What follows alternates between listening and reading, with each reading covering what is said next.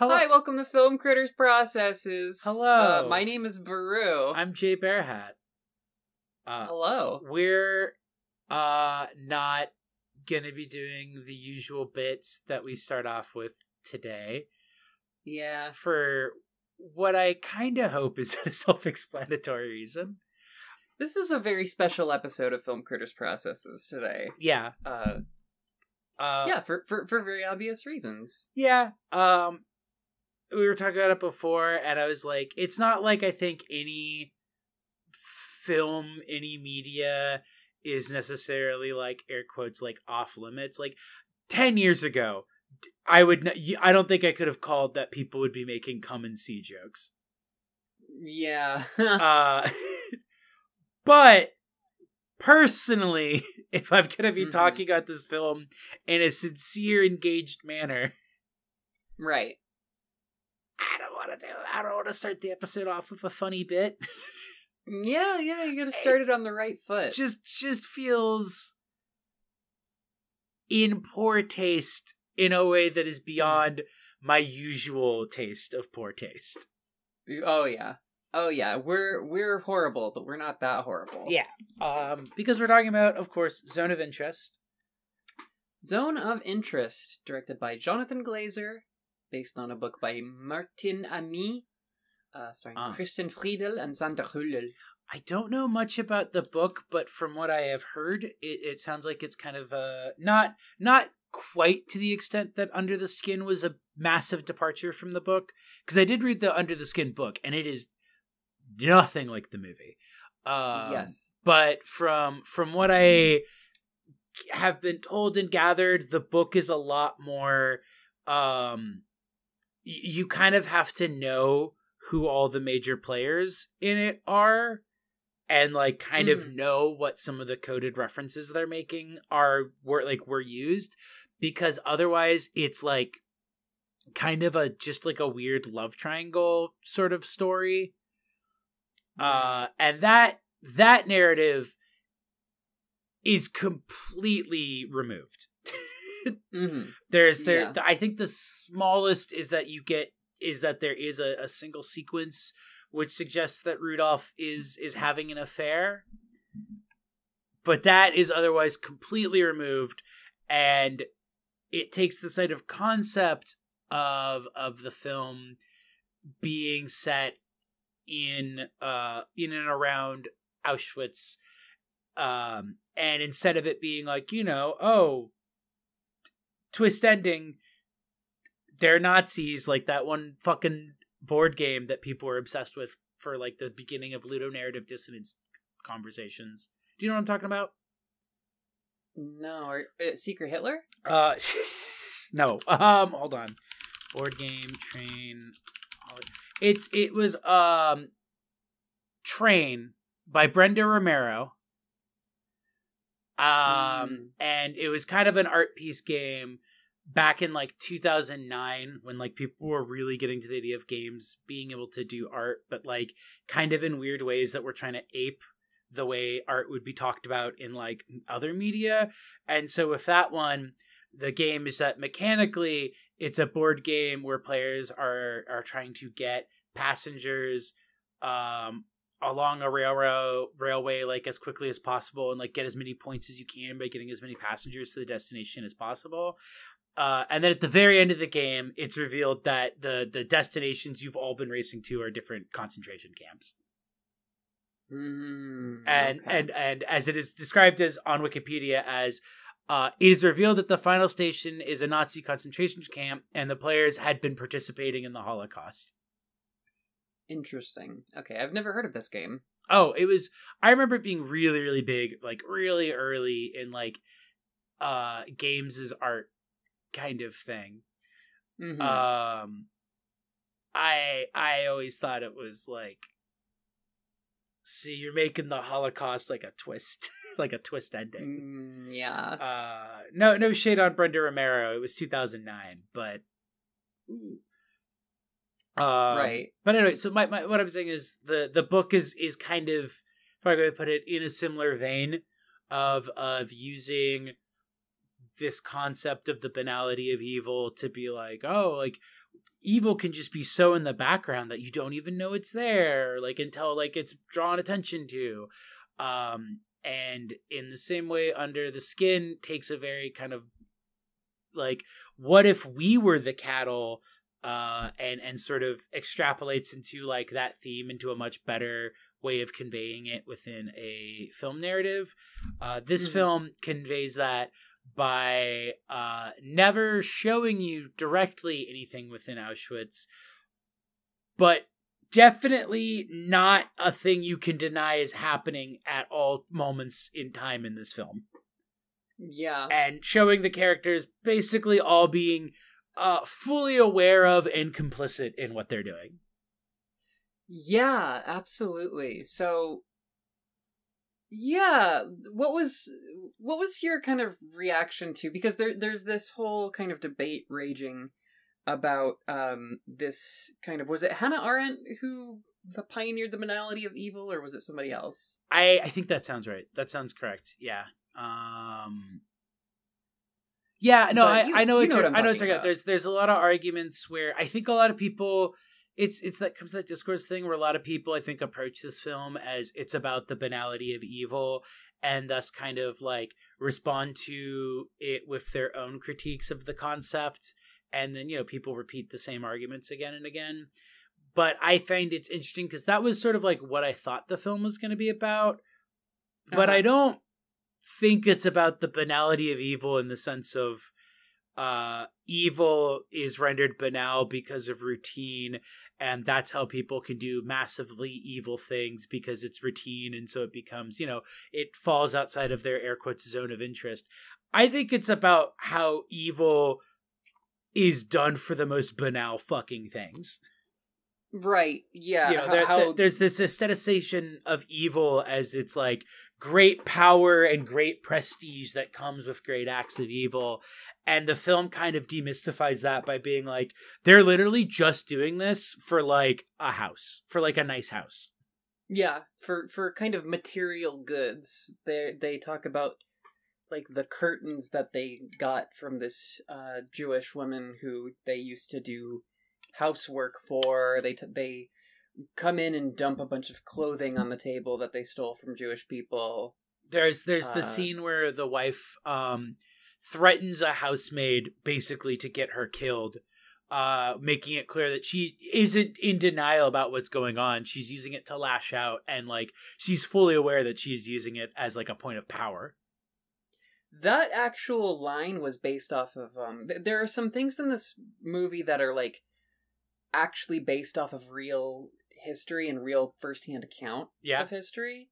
And some of the work that was done in like pre-production in terms of just like interviewing survivors and people who were like housekeepers for, Nazis, essentially. Like that really happened. That, really came out of a Nazi woman's mouth about one of their housekeepers.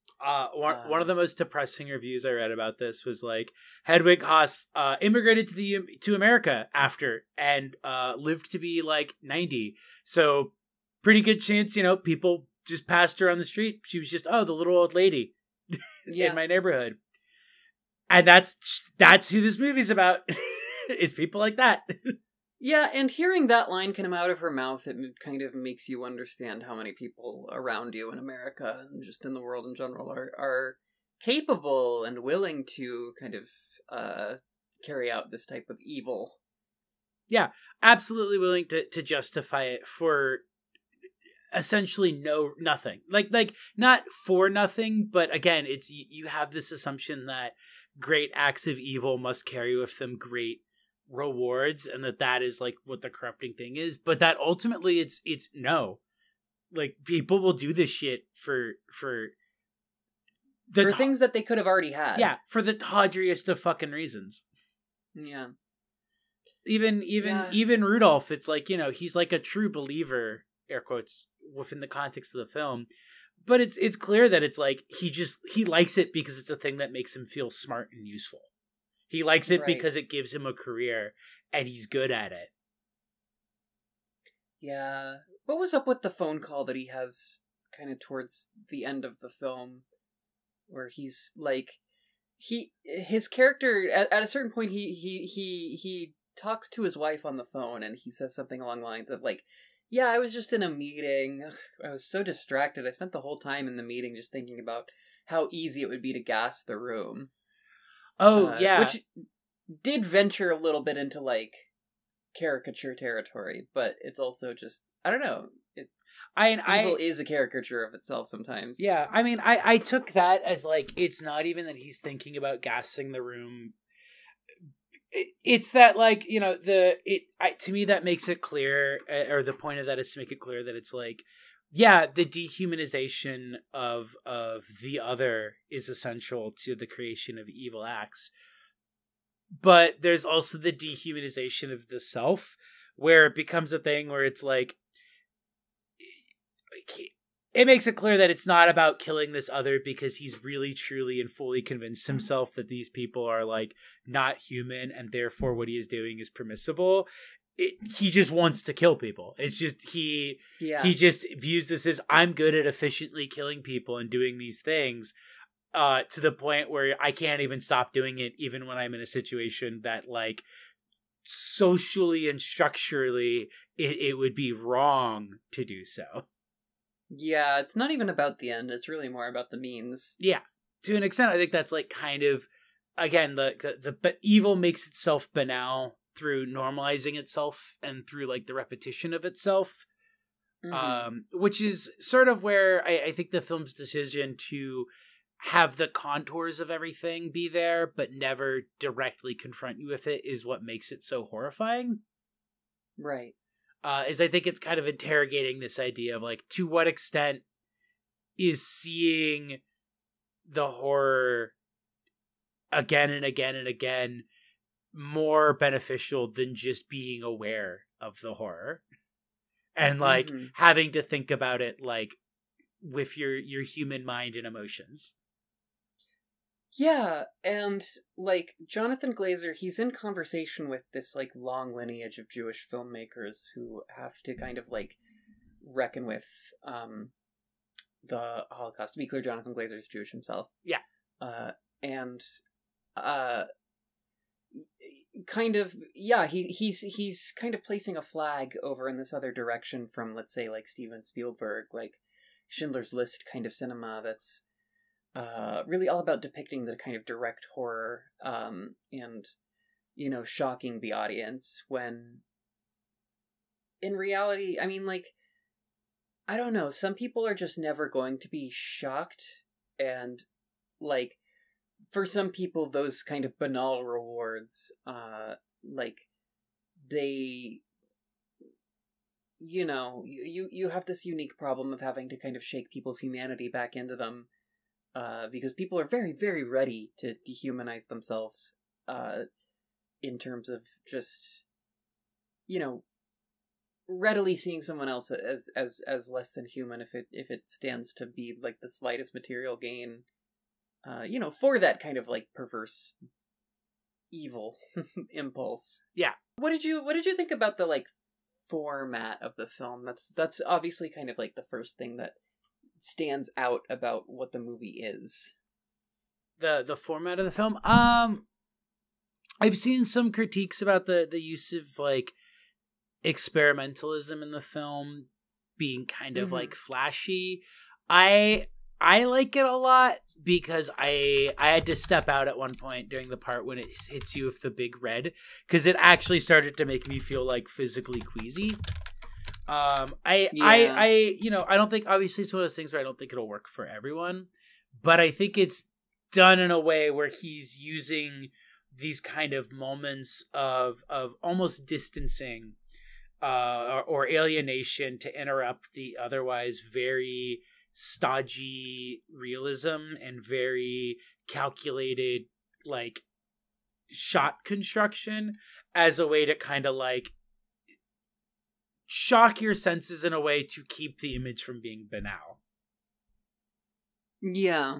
And so he has music that intrudes that will make you unsettled. He has scenes of stark color that intrude that will make you unsettled. He's using these things, I think, because if without them, the film could easily just become, at a certain point, you become numb to it.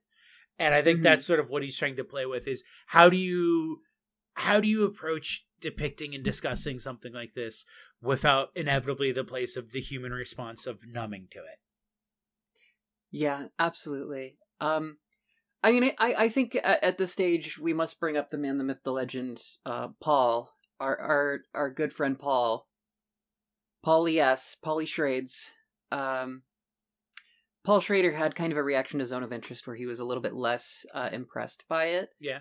And I kind of bring this up to dovetail into my own feelings, but he, as the one who wrote the book on transcendental cinema for, at least for an American audience, his take is that slow cinema distancing techniques kind of like imply, I'm less paraphrasing and more directly phrasing, but like it implies a sort of mystery underneath. And in Zone of Interest, there really is no mystery. It is an extremely well-mined, very familiar, period in history.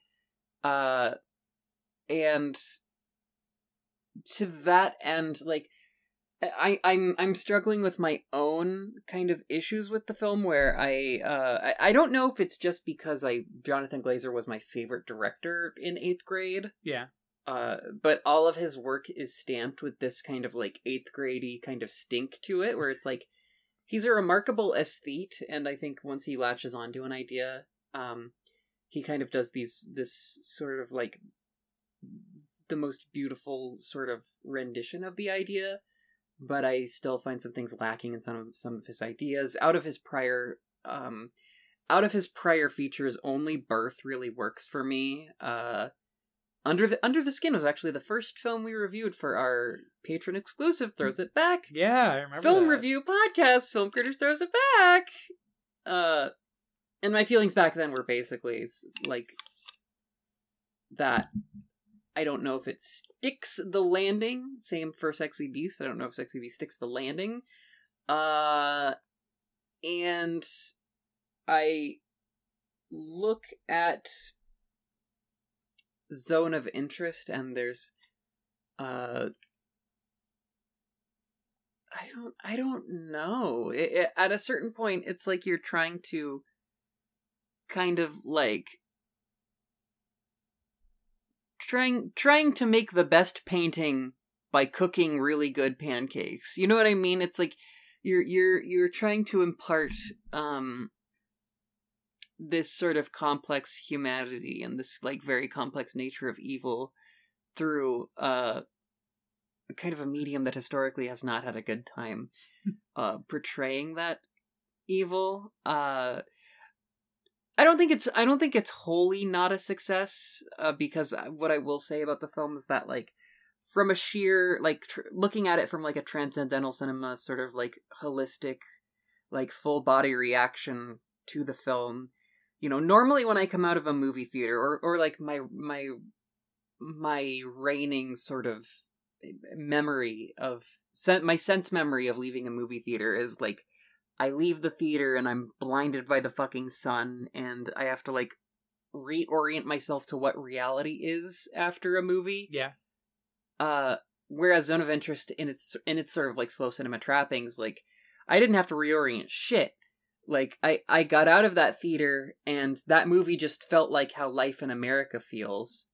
And, we went to this, like, food place afterward, and like the sound palette of the restaurant was the same as the sound palette of the film, which offered kind of a moment of, kind of reflection on American evil and, thinking about how evil kind of works in real life, more or less, and how many people working in that restaurant handing me my food could have been from places where they couldn't live anymore because of the machinations of large-scale genocide on the global south or whatever. Like, it's I think the movie does that pretty decently, but I don't know, just Yeah, it makes me reflect on kind of like why Paul Schrader like thinks about this film as like a more of a parlor trick kind of conversation piece than anything sort of revelatory. No, I don't know. I don't know what your reaction to that is. No, I mean it's always complicated because any film that succeeds, for lack of a way to put it, always ends up building these like multiple tiers of conversation. There's the thing I kind of started about at the beginning, where like people arguing about the banality of evil as a concept via this film, and I don't think both. They're like, no, this movie's really good because it depicts the banality of evil, and people are like, no, it's bad because the banality of evil is fake. And Nazis should be depicted as like the people I get mad at on Twitter. Right. I don't think that conversation is useful to understanding the film either way, because again, I think the film does a pretty good job of like embedding a critique of the concept of banality of evil in it. Like, there's not a point at which any character acts as if they have numbed themselves to it. And in fact, the film explicitly includes a sequence in which a character who, via distance from it, has kind of numbed herself to it and is able to casually discuss it, and within a day of being there, like, has to leave and leaves a note which, from the scene that succeeds it, makes it clear is basically her going like, how the fuck can you live with direct confrontation of your actions every day? Yeah. Like, yeah. I think there's a lot in the film which very heavily embeds this critique of this idea that, like, the banality of evil applies to something like the Holocaust, or to something like a lot of things that occur within the American colonialism sphere. The just following orders argument doesn't really cut it in this film. Yeah, and I absolutely do see that. Like, I think that the just following orders thing has been such a huge refrain about Nazism and how that kind of thing takes over a country, and which is confounding. Like, when you read about like the effects of the Holocaust, it can be really hard to kind of put it in perspective and understand like how the hows and the whys. This film came out in like a really great, not great, it's awful time. But this film really is very well contextualized by both, like, I watch this film and I think about the fact that, like, oh, the rave in Israel, that was like the first kind of start of the current genocide going on in Palestine, and how it was a rave being held like within basically earshot of like an open air concentration camp. Literally. Or looking at like the massive levels of like cruelty and machinations that are being rolled out against like trans people and like people and like refugees attempting to come into America, because it's usually the same people rolling out both, and just like the eager glee that people will say with their full fucking names and chests attached to it, where it's not like, they're not like, oh, well, this is important, like, yeah, like, there's no distancing from it. Like, they're fully aware of what they're doing, and they like it. Like, so I think the film's really contextualized by that. But like I was saying, is like that's the kind of like lower tier argument of it. And so the higher tier arguments of it, I think, are good, where it's like, yeah, I think ultimately it's a film that is very, very, very well constructed. And also calling it a parlor trick is like, I don't think that's wrong, but I mean, can any movie really be transcendental outside of like outright documentary regarding something like this? Yeah, this is true. Even documentary, I mean, like, we have this kind of like Jane Goodall principle, like, once the camera's on, you're not getting real life. But is that part of what makes is that a prerequisite for transcendental work, you know, that kind of thing. And yeah, and you know, as like to make a very, very clear point on it, you know, for the sake of the viewers, because obviously, you know, tensions are a little high right now. There's no comparison between the Holocaust and anything ever. Yeah. You know, like, and it's not even a but statement. It's just like, this film is analyzing like one of the worst things to happen in history, but you know, maybe like a kind of misunderstood part of history as well, and like a very, you know, it's very complicated, but it is at the same time like not possible to see them throwing the clothes of like the, you know, the clothes stolen from the concentration camps, clothes stolen from Jewish people, thrown on the table, and like think about Israeli TikToks of like, you know, people kind of like dancing as houses are, Israeli citizens basically dancing as Palestinian houses are being rocketed and destroyed, and just kind of pillaging and stealing. Which is to say, and not even specifically there. I mean, like, we have somewhere in the vicinity of about 50 concurrent genocides occurring at one time. We have Azerbaijan's aggression towards Armenia. We have these things happening in the Congo and Sudan, and you know, America's one big genocidal project. I mean, it's also impossible not to think about the pillaging, you know, that took place here for such a long time, and now we have these like pithy, annoying land acknowledgments that are just like, you know, sorry we did all the raping and genociding, kind of thing. And I think that Zone of Interest is like,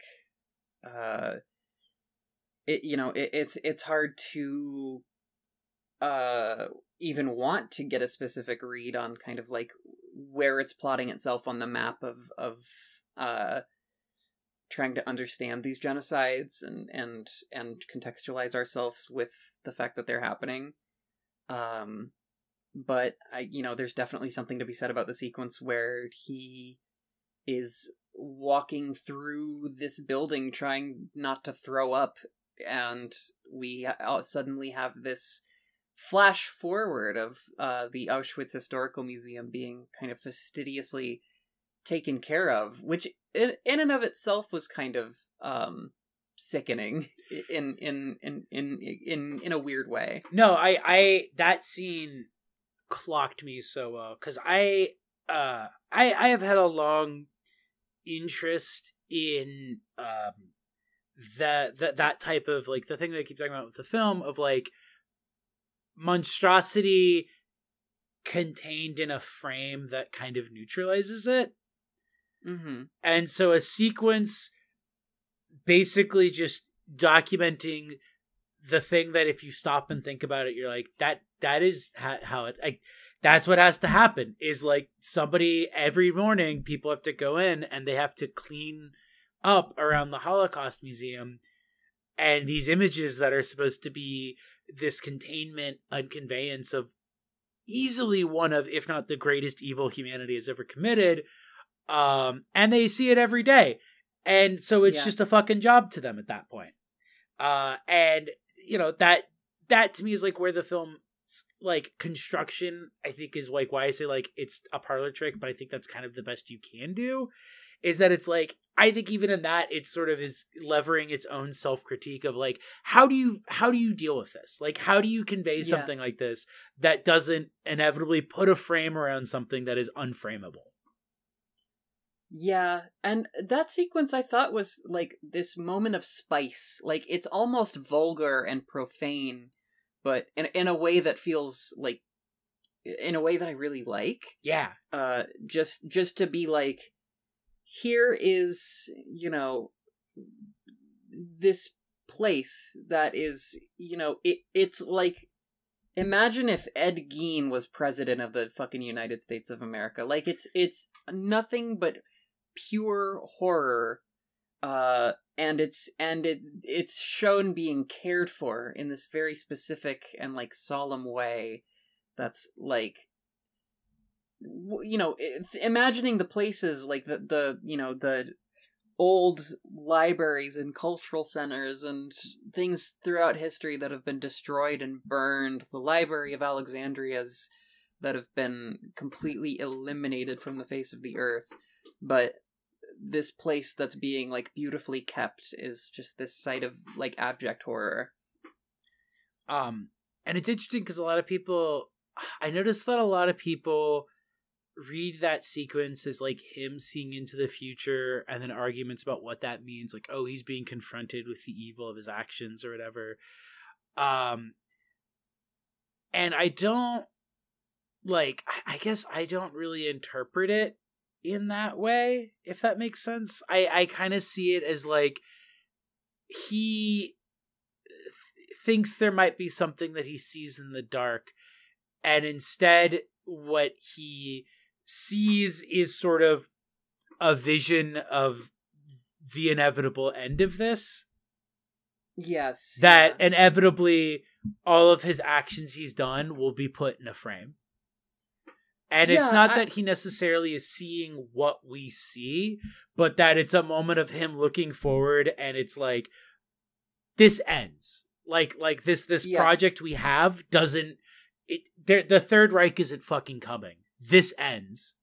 Yeah, like confronting reality. It's this interesting kind of complex moment of humanity, I think, because like I feel like I've, you know, and I have like a very subjective and personal reaction to it, which I think is, you know, the by design. It's welcome to art.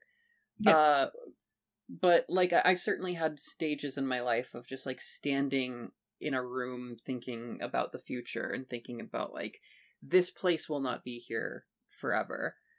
And for it to be kind of the opposite, where like, this place will be here forever. This place will be enshrined in a certain particular way. The impression I get from his, you know, from him in that scene, from what we know of the character and from his body language and things like that, is just like him saying basically that's a them problem. Yeah. Like, you know, like this whole project, it was a bunch of kind of rats scurrying to the top of the pile, and death is coming for Hitler, for the Reich, for, you know, the regime, and certainly eventually for Christian. And yeah, and until then you have to be able to kind of live with yourself and rationalize these things. And it's a constant process. It's like you said, that dehumanization is an active thing. Yeah, no, I think that's like, that to me is the big thing of it, is people are like, oh, he's being confronted with his evil, and I take it as like, no, that is a moment in which like what he's confronted with is the risk of the fact that he's doing all this for nothing. Mm-hmm. Because his wife is clearly disinterested because she's getting what she wants and now doesn't have to have sex with him. And he's not, I'm doing all this for nothing, oh, woe is me horror. It's throwing him off enough for a moment where he has to like, he's trying to keep in the vomit of like really internalizing the fact that he is no longer human. Yeah. And that's like, that is how I interpret that sequence. And that's why he like stands up and like kind of goes forward, is that it's like, this will end and I will be rendered like, and I will have a frame in which this is all given meaning. Mm-hmm. And that's the justification that he gives himself. Because ultimately his motivation is just, he does the shit because he's good at it. It's a good job. It's a good career. And it improves things for his life. And fuck the people that he's murdering en masse. Kind of pivoting back to more of the like craft of the film. Another aspect of the movie that was based off of reality and firsthand account was all the sequences of the little girl character biking around. I just read that, and I think that's really sweet that like he got to actually meet her, and like basically she like gave him, I guess, the bike and the dress. Like those are her actual those are the actual things. Yeah, I think that learning that actually did add like a really sweet bittersweetness to the film, because I kind of like, it's not that people like that didn't exist, but it's sort of, I assumed it was a fictional introduction to the film, and so finding out that not only was like that a real person, but that like she basically got to die knowing that like her small kindness in the worst circumstances was going to be immortalized on film. That's just, I don't know, that really touches me. Yeah, it's really, really touching. It's really, really special. And I think that I think that the movie would have been incomplete without a sort of real sense of fullness about kind of the nature of humanity and the reality of what was going on then, and kind of the way that resistance kind of grew in the margins. And it felt somehow kind of similar to how resistance, I don't know, like history, time is a flat circle, the history repeats itself, all that sort of stuff. Like it was this small but very, very accented sort of thing, kind of doubly so with the like night sort of thermal photography, which was really, really striking. I took that as like same sort of like, it's another cognitive distancing almost, in that it basically demarcates those sequences as existing outside of the purview of the rest of the film. Yeah. Because it dips away. There's that really, really striking sequence when she's right outside her parents' apartment, and it cuts to an interior shot and the camera's normal, and then it cuts for like maybe a second or two while she's putting her bike down back to her outside of the apartment, and it's the black and white thermal.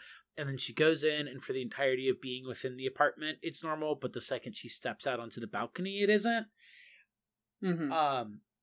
And I kind of constructed that as like these things that we see non-experimentally and like in this diorama kind of moment represent the air quotes zone of interest, which is the sort of like space in which people are sort of distancing themselves a little bit from what's going on, because that's also the sequence where her mother sees the smoke clouds and then like closes the curtains, and right. I don't take it as like condemnatory to them, but it casts a completely different frame to that, which is that, you know, they're doing these small things of like kindness in these small ways to attempt to like reach out and help these people who are suffering, you know, several miles from them.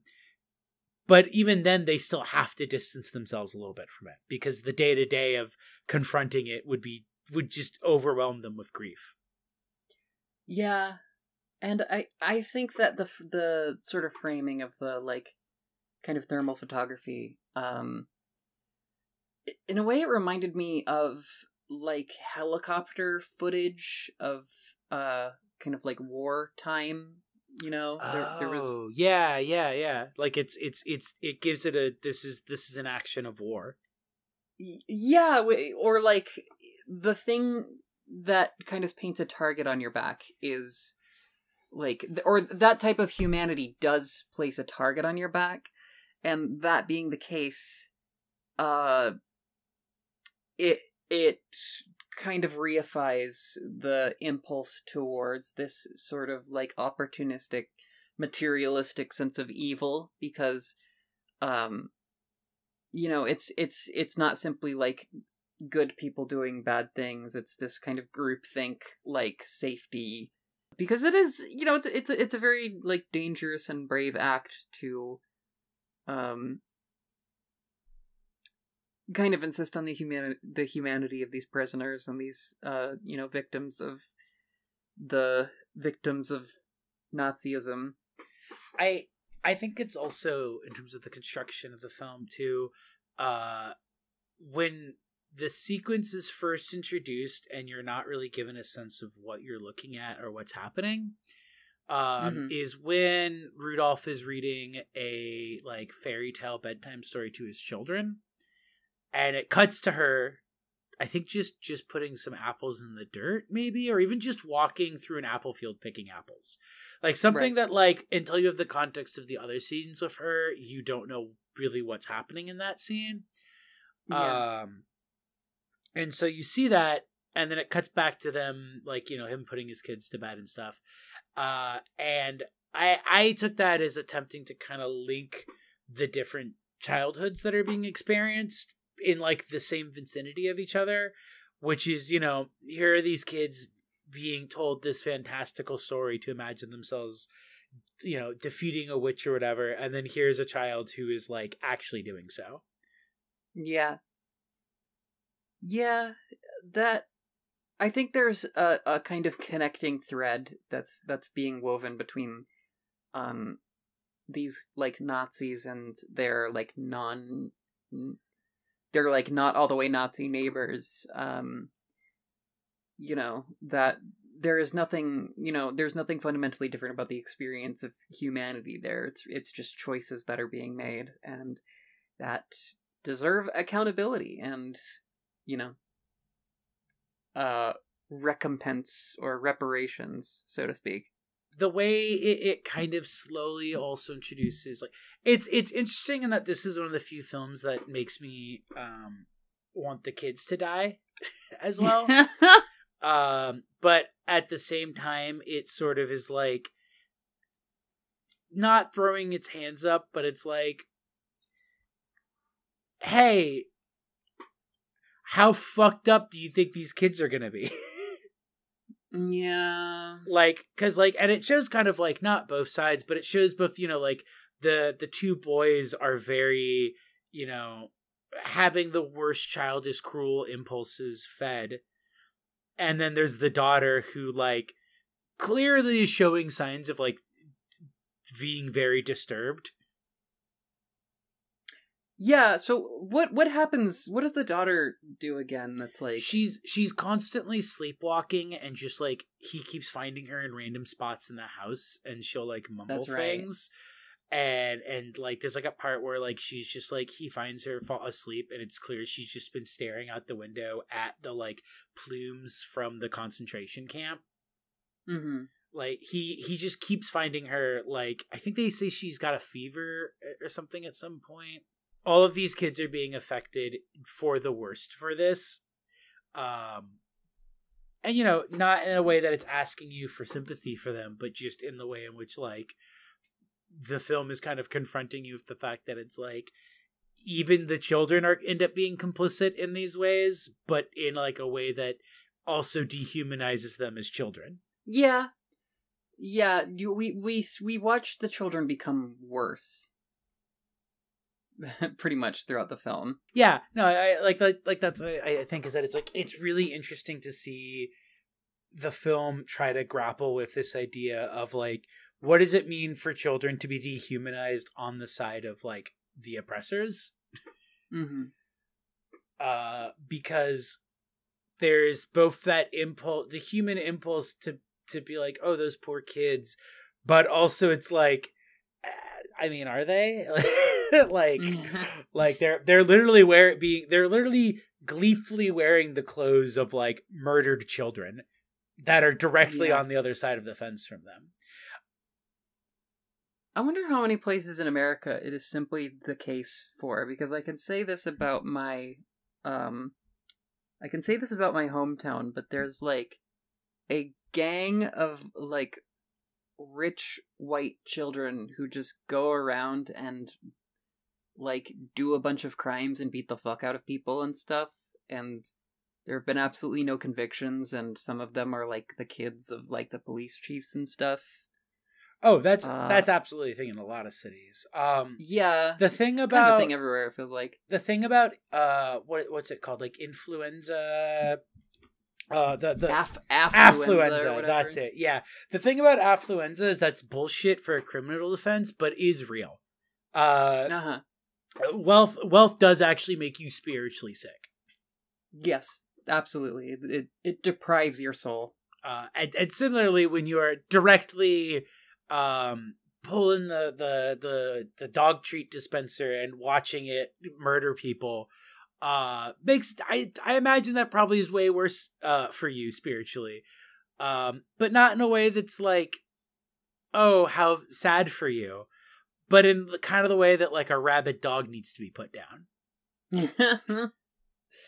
Yeah, that's true. I think some of you kids out there working for your Raytheons and your Amazons and your Lockheed Martins,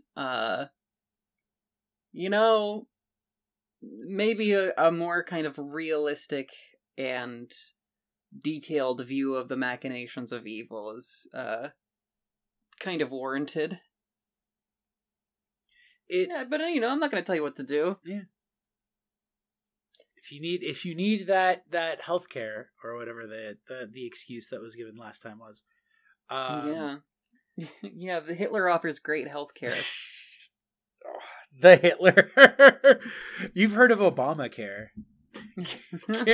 Now try Hitler care, bro. That's what Trump's gonna run on. That's gonna be his fucking. No, don't give him any ideas. I have just been stopped in my tracks since we saw this like 2-3 weeks ago by just remembering like a sequence in this film. Oh god, the fucking, to the extent of like we think about like it when it dehumanizes you, it also like when you dehumanize the other, you also dehumanize yourself. That sequence where Hedwig is like, I could just stay here. Like, I shouldn't like, it's just so clearly just like so willing to be like, you should just like go, I don't know, do your little Nazi thing or whatever. I don't want to lose my garden. I love both because it's like, it shows that dehumanization of the self where it's like, you can't even like love your children or your husband. Like you're incapable of love. All you see is your status symbol. But also how much that also reveals her own complicity and her own, like, this idea that she's, like, kind of quietly ignoring it is bullshit. Because it's like, oh, we can be moved to somewhere where I don't have to wash the ashes of hundreds of murdered people off my children sometimes. Mm-hmm. But it's really nice here. Yeah. Oh, but what if the next place we get's not as big? Like, what if there isn't a garden with a pool and a slide into the pool? Like, just the idea of losing an inch of comfort in it, not even for a reduction of evil, just in exchange for not being directly facing it every day. She's like, no, like that's off the table. Yeah. God, the scene when she's talking to her mom, it's like, yeah, they're gonna like build some more walls so we don't see it as much. But build it taller. Talking about it like yeah, we're gonna put in like, oh yeah, like I don't really like this view of the skyline, so we're gonna put in like a bird bath here. Like talking about it like she's not describing like mass suffering. Yeah. Which is how people downtown talk about the homeless, just by and by.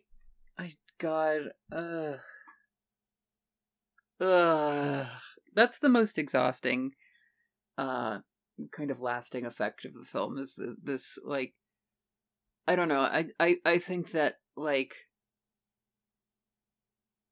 the never again thing, I think the film is kind of trying to answer like, well, never again what? Never again what specifically? Because it is happening again, arguably it never stopped happening. Exactly. It never stopped happening. And, and we have all this kind of like reading that we're doing, or at least we're supposed to be doing, about how kind of influenced the Nazi project was by America and how similar the Nazi project and the American project are, and how genocides are carried out by America for materialistic and racist purposes. And the kind of defenders of this sort of moral order kind of creating like a 1940s Karen, I guess, to try to draw a very specific picture of like what is happening, why is it happening. I don't know. I think that's like a really good basis for like where the film is receiving a lot of praise. And is at least a worthy project. Like, like I said, I have misgivings about like whether every second of the runtime is utterly and completely successful, but like it's we gotta talk about it a little bit, or at least think about it. Yeah, like I said, it is very, very unreal how well timed the film came out for its themes.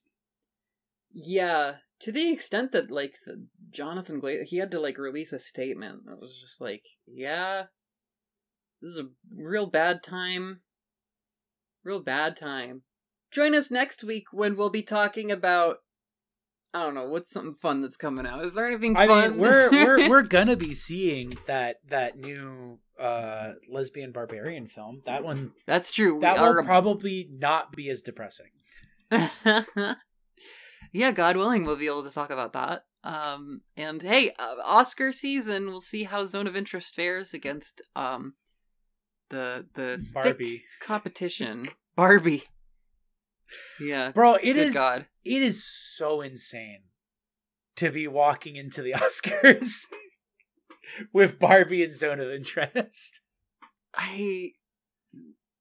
I'm ready to feel so insulted, so angry, so enraged, and I'm gonna throw up like the guy in this movie and did. Have mini epiphany.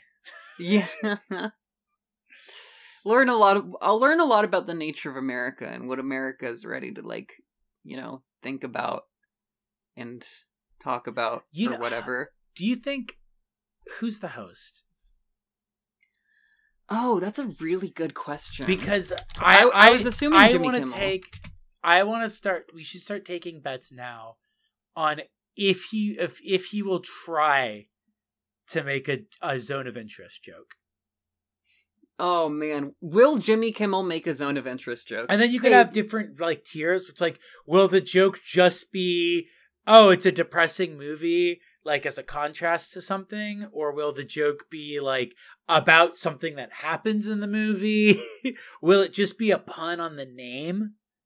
Definitely go see Zone of Interest. I mean, like, it doesn't matter who says it's a good or a bad film. It is like it is like a powerful statement from a Jewish director, and it's an extremely timely one. Goes without saying. And oh, you know what I forgot to mention? Also, absolutely worth seeing for the sound design alone. Oh, of course. The sound design of this film is fucking insane. It has been a long time since I've seen a movie where like I have noticed how good the sound design is. They talk about the sound design being the second film within the film. You know what I mean? Like the visuals is one film and sound design is like movie number 2. And I am fascinated by that. I'm fascinated by their by the fastidious and very exacting process of creating that sound. They talked about production details of just like making sure that distances and locations were absolutely accurate. I was gonna say that's the thing about it that like really blew me away is that you constantly get a sense of 3D space from it and like their proximity from any given scene like to what is happening and like how far away it is. Like it is and also just like the way it slowly like intrudes more and more on the film. Because, like, you'll hear suffering and crying and stuff, but, like, by, like, the kind of last couple acts of the film, you're hearing, like, direct scenes of people, like, screaming and begging for their lives. Still with a sense of, like, 3D space. Like, it feels like, that is also the thing where it's, like, you can't pretend that this isn't happening. Like, it's intruding further and further. Yeah, absolutely. It's, I just wanted to give a shout out to that because I forgot to mention that was the thing that like when I saw it like most put me on edge of the film. It's like, oh my god, this is like insanely well made. Yeah. And I hope people don't read it as an oversight that we kind of waited a long time to talk about the thing that is like the advertisement campaign sort of whatever for the film. But like it's kind of an aspect of the film that everybody is talking about. It's remarkably well sound designed, and the effect is effective, troubling, disarming, and it kind of speaks to the whole thing of the film where it's like, you know, it's not about banality, it's about dehumanizing yourself so that you can ignore something that's right in front of you. Or at least recontextualize it in a very kind of evil and disgusting and bad and horrible way. So yeah, it's definitely one to go see in the theater. I don't know if I'll ever watch it again. You know, will you ever watch Zone of Interest again? I honestly could see myself watching Zone of Interest again. Zone of Interest seems like is like the kind of film that would become into my roster of like feel bad movies that I show to people that haven't seen them. Yeah, well, I've watched Come and See multiple times. I was gonna say, like Come and See is like that, where it's like that's a film where when I first saw it, I couldn't see myself watching it again, but I've like seen it like 2 times since. Yeah. Probably not very often, but definitely something where I could be like, oh yeah, I know this movie's like really good. Thank you for taking the time to listen to us. Yeah. And we will be back soon, and join us for more processes, and join us for our patron exclusive Throws It Back series. What are we doing this month again? It's David again, right? Yes. We're having another David moment. I think we might have had a David moment before, but we're having another David Lynch. Yeah, we're having a extravaganza moment over on our Patreon. On our Patreon. Oh, it's dead centered. Dune and the Straight Story. Oh, Dune! Hell yeah! Okay. So they both equal number of votes for both. So we could conceivably watch both, and a twofer, a doofer episode. That's crazy. That's fucking nuts. I would be super down for that. That's fun. Yeah, I'm down. Rare twofer episode up now, or by the end of the month it'll be up. Rather. Coming soon to patreon.com/filmcritters. Yeah, thank you all so much for joining us on this very special episode. I am Baru. I'm Jay Bearhat. Bye. Bye.